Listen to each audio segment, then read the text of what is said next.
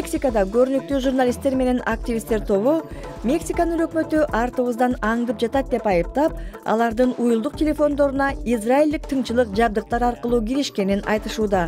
Алардын айтымында өкмөт Pegasus аттуу израилдик чалгындоо программасын колдонгон. Бул маселени прокурорлор тергөөгө алышты.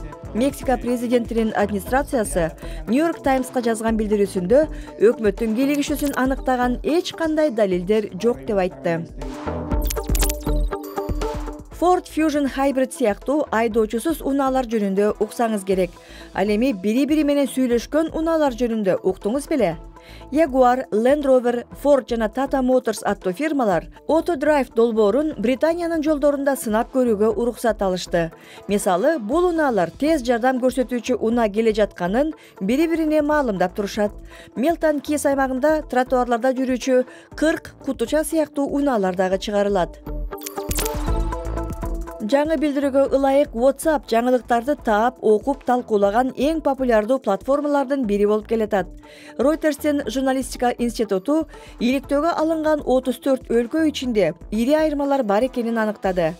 Малайзия калкынын жарымы WhatsApp'ты жаңылык окуу үчүн жумасына кеминде бир жолу колдонот.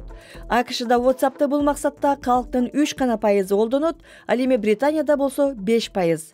Бул изилдөөнү BBC, Google жана башка компаниялар каржылады.